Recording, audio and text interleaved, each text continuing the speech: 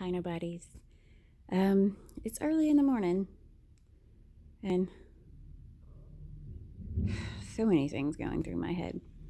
But today I wanted to talk about a subject I know I've talked about before, but reading this mom's group post, I felt like I want to talk about it again. Um, there was this lady, she was complaining about her ex, and she shared like the texts that had gone back and forth between her and him. And a lot of people jumped on her. And I get it because like he was being very, it seemed to me like he was being very reasonable in his texts to her, and she was being very argumentative. What I congratulated her on was that they did this fight over text. Now, I don't know their whole situation, but a subject that's near and dear to my heart is how what kids see during a breakup, whether it's a divorce or just baby mama drama or baby daddy stuff. It doesn't really matter. The important thing is to always remember that kids see a lot more than we think that they do. They hear things that we don't think that they hear. And they're also at the same time processing at a young age that somebody who's, especially in the case of divorce, somebody who's been in the household is no longer in the household.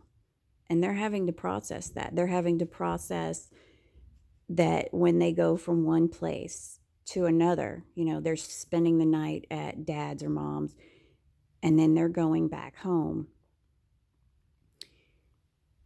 It's something new for them to process. And although I am not a child of divorce, I saw it a lot. And I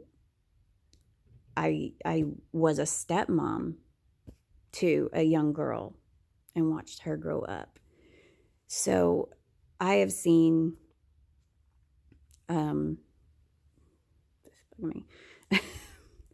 I have seen the effects of what happens,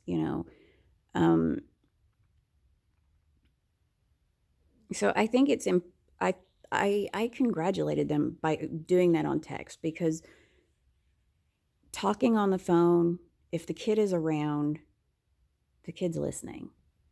Even if it doesn't seem like he is or she, they hear things. They know things you think that they don't know. Kids are little sponges. And I think it's important for co-parents, no matter how much venom there is between them, no matter what caused the breakup, who's bitter, who's mad, who's moving on, who's, because even when a woman leaves a man, there's a tendency for women, because we're crazy, or at least I say that, but that's really society says, this male run society has always said women are crazy. When a woman leaves a man, she kind of always thinks he's supposed to be miserable for the rest of his life because he doesn't have me. This is a thinking that a lot of women won't admit to, but deep down, that's kind of what it is. Like, they'll hate the new wife or the new girlfriend, and the guy, of course, will hate, there's this new man in my kid's house, and if there's any kind of disciplinary thing, there's a problem with it.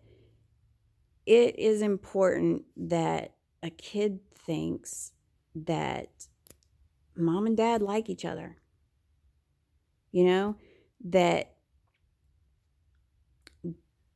the new boyfriend or the new girlfriend, they can make a decision about that person and not worry about, well, my dad doesn't like him, or my mom hates her. And if I like her, I'm being disloyal to my mom. Or if I like him, I'm being disloyal to my dad. And even to the degree when a mom is talking shit about her ex-husband to her boyfriend, even, the kid is listening. And the kid, if you think that kid doesn't feel bad for loving their other parent, you'd be wrong. They feel bad. They feel bad that this is being said about the other parent because they love them. So, be an adult, put on a happy face, and be nice. It's such a simple thing. Forget what that person has done to you. If that kid has to see you two in a room together, you two need to be focused on, what is my kid seeing? We're here together for this kid.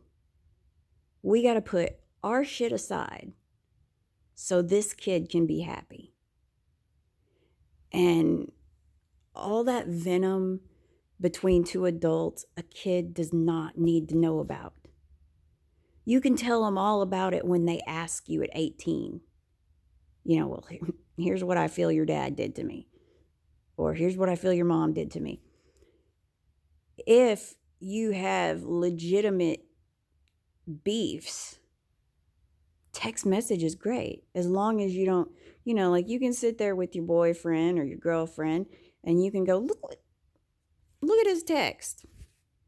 Oh, ooh, and then maybe he's texting back to you. This is what you ought to say, like, have the fight in silence. I mean, the kid might know mom's upset about something or dad's upset about something. He doesn't need to know what, and even if the kid says, hey, why are you mad? Oh, me and somebody are having a fight. Don't worry about it. It doesn't, you're good, and maybe put the phone down and spend some time with your kid. If you have to have a face-to-face and you know that it's not going to be great, wait for that little kid to go to school, go to grandma's, not around to see it. If you feel like you really have to yell at somebody and tear them down to their face, do that when the kids can't see. When they're gone, don't think that, oh, well, they're asleep, they won't hear anything. You know how many times I was creeping in my hallway when my parents thought I was asleep? I mean, when I was little, the women came over and they watched Chippendales. And I remember sitting in the hallway trying to catch a peek of what they were watching. And I knew they were having a good time. And I was over there. Now, I didn't actually see anything because I didn't want to get caught. But I could hear what they were saying. I could hear that they were having a good time. I could hear that, like, something very adult was going on. And at the time, like they said Chippendales, and I was thinking about chipmunks, and it's one of those things. Little kids don't always understand things, but they do understand when you're tearing somebody down. And don't ask your kid, like, if your husband has a new girlfriend, if your ex girl has a new boyfriend, don't ask your kid, hey, tell me about what's going on with your mom and that dude, or what's going on with your dad and that chick. Don't put them in a spy position. Don't put them in a tell me everything that's going on type of thing.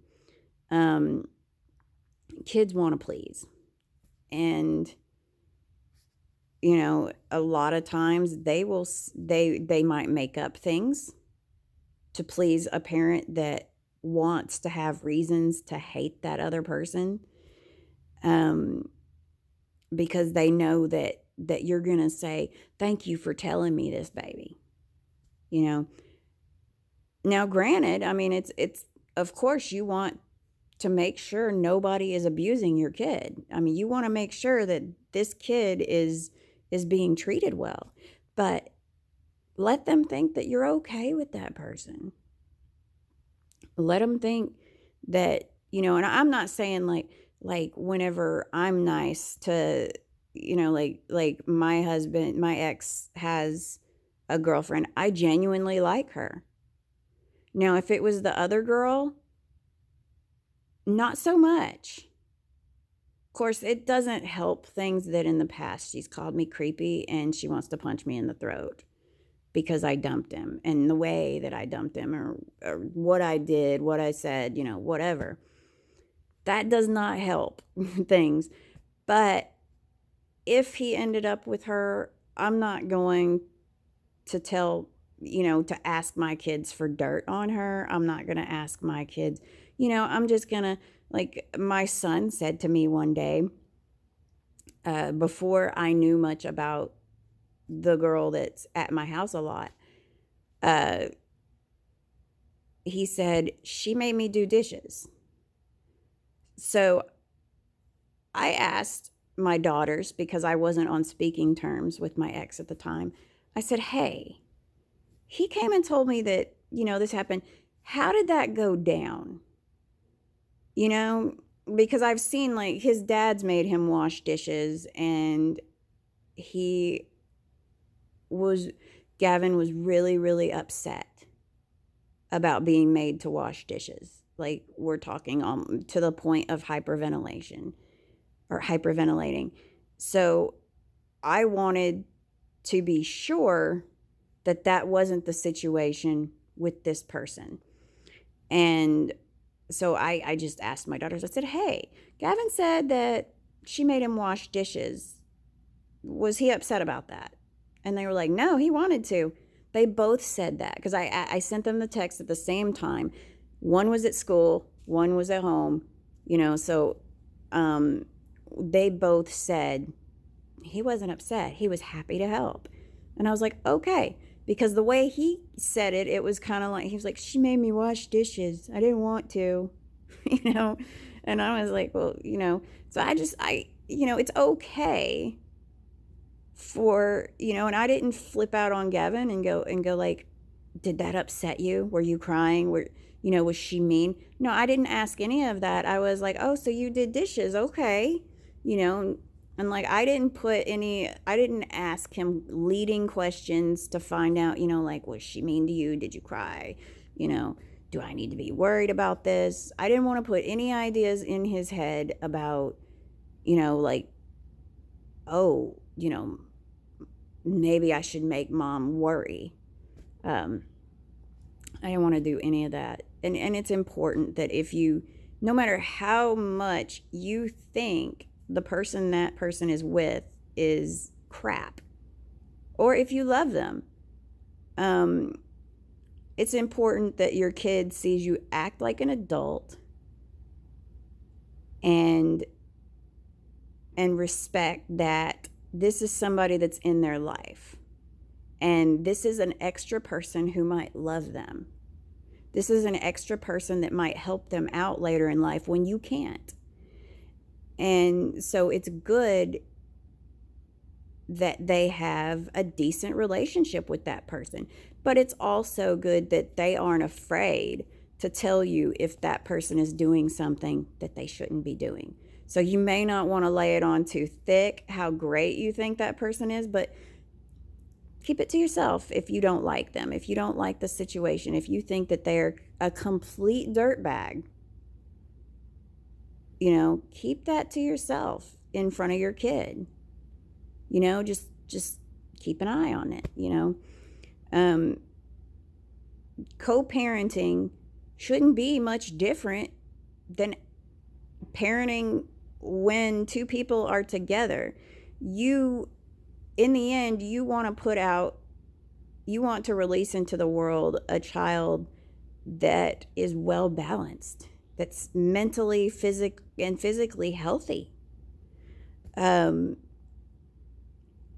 the best way to do that is to not introduce conflict in their lives. I mean, yeah, you're going to introduce conflict when they don't want to do something and you have to get them to do it. But they'll find out later on in life that, you were not being unreasonable.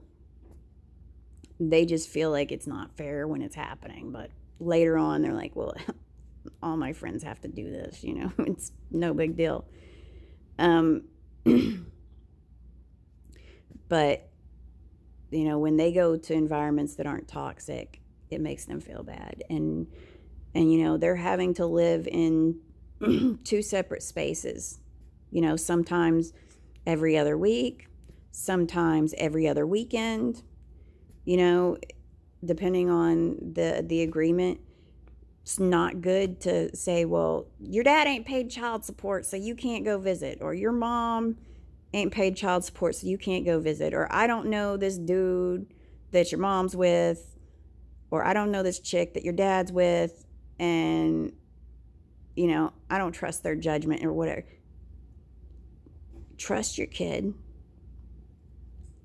Have such a good relationship with your kid that your kid's going to tell you if something happens, that your kid's going to call you before something happens, because they're going to say, hey, I don't like this person.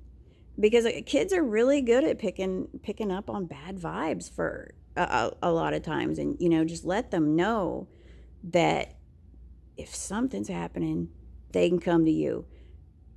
Myself, I would not leave my kids alone with anyone I'm dating. Unless like my 19-year-old, yeah. But I wouldn't want, this isn't just to keep my kids safe. This is also to keep the other person safe. My kid can't say, this person hit me, if they're not spending time alone with them. Because it would be, if I'm there, I'm going to know if that person hit them. I'm going to be there to see evidence, like they can't make a false accusation if I'm there. And as far as, like if it come to spending the night, I'll put a lock on my kid's door so that they can lock out anybody, or they can, like, I worry about stuff, I mean, it's like, no matter how well you know somebody, sometimes things happen, but I'm not going to leave room open for an accusation that I'm having to pick my kid over somebody else and possibly ruin somebody's life. I don't want that up for debate. So if I've got somebody, if I go somewhere, my kid is going with me. It's like, hey, let's go to the store. Or my kid's sitting at the house while me and the dude goes somewhere, if my kid's old enough to be by themselves. Obviously, Gavin can't be left alone, but Isabel could be. That's just my personal thing. Am I worried about my kids being left alone with a female that my ex is with? Not too much. Because I actually do trust my kids to tell me what's going on, to let me know things aren't right. I mean, I don't know about Gavin. Gavin forgets things, but anyway, if you're going through the co-parenting thing and there's hostility on either side, consider therapy. At least or parenting classes, something, even if you don't have the money or whatever, and you're Christian or whatever, go to church, talk to the pastor, come to an agreement of how to act in front of this kid, how to speak about this other person when your kid is present. Like, you can't say anything nice, don't say anything at all. That's a pretty good thing to do in front of kids. If you can't say anything nice, don't say anything at all. So if your kid is talking about how great mom is, or how great the new boyfriend is, or dad or his girlfriend, if that upsets you, just, that's great, baby. I'm glad you like her. I'm glad that you're having fun. I'm glad your dad's doing good. I'm glad your mom is doing good. It's easy. Just remember that kid loves that person. That kid needs that person in their life, that mom or dad. They need them. They need a relationship with them. And they don't need to know every little thing that person does to piss you off. They don't need to feel like they're being disloyal to one parent for loving another, or for wanting to spend time with the other one. They're not being disloyal to mom if they love their stepmom. That's just an extra person to love, and an extra person who loves them. This is somebody that's helping you out. They're there when you can't be, or for those tiny things that they just need to know somebody's there. I'm gonna go now. It's gonna be a long friggin' day. I catch my bus at like 1:30. I'll be in Chicago at 7, and back in Little Rock by noon. And apparently I am bringing some snow with me. That's what I was told last night. They said, we told you not to bring any snow, and apparently it's going to hit the night that I get home. So I'm doing good, though. I've got a full day ahead of me. At a certain point, I got to get super meted up. I mean, this is going to happen. We're talking Dramamine, Xanax, Imodium, Gas-X, and then somewhere in the middle of the night, I'm going to have to do it again. I learned that on the last trip when I got to like Elizabethtown, Kentucky. I got sick on the bus. I was going to get out and go into the gas station and get some stuff, but I was like, I picked up my head and I was like, nope, gotta take some Xanax. So it's going to be a long day, but I'll get to see some things, a whole different thing. I'm really hoping we go through St. Louis because I want to see the arches. I just want to see them. I don't want to go up in them. I just want to see them. So that's me for the day, because seriously, I will not be on later. This is like the only one today. I'm going to have a good day. I'm going to make it so. I've got a little plan for an activity to do today before I head out. It's going to be a good day. There's a sense of adventure to me. And although I'm sad to leave here, I know that there's stuff for me down there to do. There's ways to occupy my time. There are good points to being there. I'm going to go. I hope that you have a good day. Every moment is an opportunity to turn things around. And if you find yourself unable to get over a hiccup, there is no shame in taking a nap or taking a couple of Benadryl and crashing out for the night for a reset. Maybe you just need to rest. Maybe while you sleep, a dream will come along that helps put things back into perspective for you.